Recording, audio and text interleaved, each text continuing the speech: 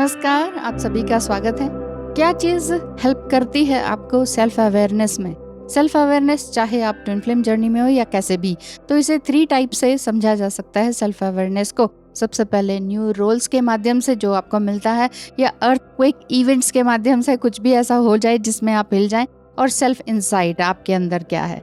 तो पहली बात न्यू रोल है, जो कि आप किसी भी सिचुएशन में आप एकदम से जाते हैं। सडन जॉब मिलना या सडन फर्स्ट टाइम कॉलेज में जाना या मैरिज ही हो जाना सबसे बड़ा इवेंट है, जिसमें कि आपका सब कुछ, आइडेंटिटी तक सब कुछ बदल जाती है।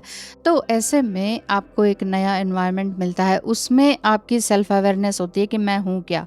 दूसरा है अर्थक्वेक इवेंट्स, जिसमें कि ये हो सकता है कि जस्ट लाइक डिवोर्स और losing a job, losing a relationship, breakup, exam में फेल हो जाना, जस्ट लाइक।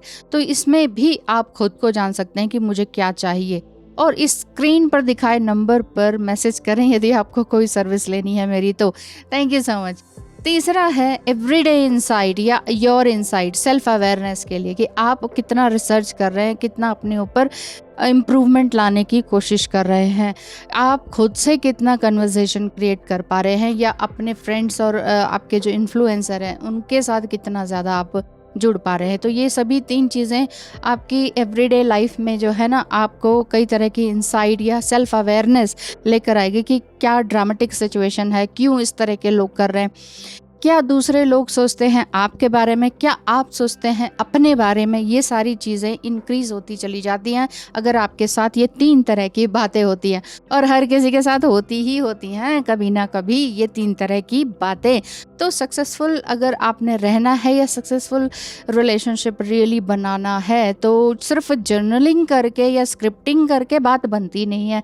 आपने खुद करके भी देख लिया होगा। बहुत से लोग ये भी कहते हैं मेरे पास आके कि इतने साल मेडिटेशन भी कर लिया और इतना स्क्रिप्टिंग कर लिया, डायरीज भर गई हैं, लेकिन कुछ हुआ नहीं। क्यों? क्योंकि कहीं ना कहीं फीलिंग्स की कमी थी, कहीं ना कहीं लिटिल बिट ईगो रहा होगा, इसीलिए ताकि क्योंकि आप फिर समझ नहीं पाए कि रिलेशनशिप को किस तरह से बनाया जाए। यदि आप रियली किसी भी एक रिलेशनशिप में, चाहे वो सोलमेट हो, ट्विन फ्लेम हो, कोई भी लेबल देने की कोशिश ना करें, बट एक ऐसा रिलेशनशिप जिसको आप रियली वैल्यू करते हो और ट्रस्ट करते हो, उस रिलेशनशिप में कहीं ना कहीं गड़बड़ आ रही है, तो एक काम आप कर सकते हैं। आप अपने आप से या अपने पार्टनर से ये क्वेश्चन पूछ सकते हैं कि मैं आपको किस तरह से अनॉय करती हूँ, परेशान करती हूँ या करता हूँ। शुरू में तो आपको तकलीफ होगी ये सवाल ही पूछने में, क्योंकि आपका दिमाग जो है ना कहेगा कि क्यों, मैं क्यों तंग करती हूँ, मेरी वजह से क्यों परेशान, मैंने तो सच बोला है, मैं तो सही हूँ। जब मैं वाली बात आती है ना, वहाँ पर बात गड़बड़ हो जाती है। इसीलिए थोड़ा ध्यान से, शांति से सोचें कि क्या ये रिश्ता, वट जो बच्चे के साथ भी हो सकता है, किसी के भी साथ, तो ये जो रिश्ता है जिसको आप रियली वैल्यू करते हैं और उस रिलेशनशिप को वर्कआउट में लेना चाहते हैं, एक सही कंडीशन में लाके लेना चाहते हैं, बना के रखना चाहते हैं इस वैल्यू को, इस रिलेशनशिप को वैल्यू एंड रिस्पेक्ट के साथ, तो आप जस्ट यही पूछें, यही डिसाइड करें और यही पूछें उनसे कि क्या चीज़ गलत हो रही है। तो ऐसे में आपको ये भी आंसर सुनने को मिल सकता है कि तुम्हारी हर एक बात मुझे बुरी लगती है। अब क्या करेंगे? अगर सामने वाले ने जिस रिस्पेक्ट को आप करते हैं, जिस रिलेशनशिप को रिस्पेक्ट करते हैं, वो कह दिया मुझे तुम्हारी हर एक बात अनॉय करती है भाई, मुझे कुछ नहीं पसंद आता तुम्हारा, अगर ऐसा है तो हो सकता है वो व्यक्ति सामने वाला डिप्रेशन में है, या फिर डिप्रेशन नहीं तो गुस्से में है, और या फिर ईगो में है। तो ये वाली बात हो सकती है। लेकिन आपने उस समय में पूछना है जब वो रियली नॉर्मल उसमें हो, मतलब किसी के इन्फ्लुएंस में ना हो, जस्ट किसी से बात करके ना आए हो, जब किसी और से इन्फ्लुएंस ना हो, ना फिर ड्रिंक और स्मोकिंग से इन्फ्लुएंस्ड होके भर के बैठे हुए हो, और आप कहेंगे अच्छा अब ये टाइम है, इस समय में पूछ लेते हैं क्योंकि इस समय में वो सच बोलेंगे। नहीं, ऐसा नहीं है। किसी भी रिलेशनशिप में अगर बात को सही लेकर आना है ना, तो उसमें आपको आराम से पूछना पड़ेगा। और अगर ऐसा भी सुनने को मिले तो मेंटली प्रिपेयर रहें कि ओके, इट्स ओके। तो ये भी पूछ सकते हैं नेक्स्ट क्वेश्चन कि तो क्या इस रिलेशनशिप को आगे अच्छा बनाने के लिए मैं कुछ कर सकता हूँ या कर सकती हूँ।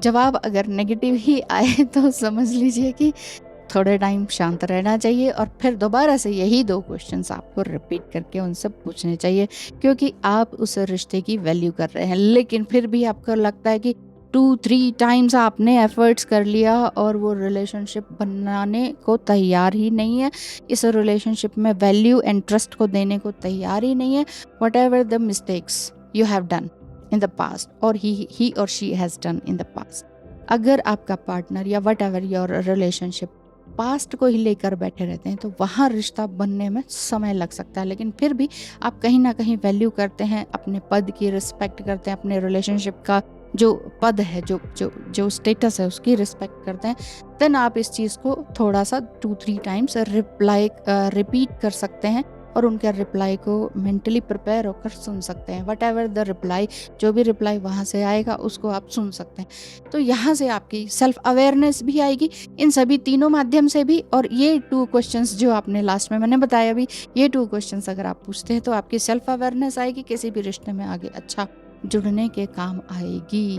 आई होप आपको वीडियो पसंद आए और कहीं ना कहीं कोई ना कोई बात अगर स्ट्राइक करती है तो उसे ज़रूर अपने जीवन में अपनाइए। सिर्फ वीडियो देखने से काम नहीं होगा, सिर्फ जनरल राइटिंग स्क्रिप्टिंग करने से काम नहीं होगा, सिर्फ दूसरे को ब्लेम करके कुछ काम नहीं होगा, सिर्फ खुद को ब्लेम करके काम नहीं बनेगा।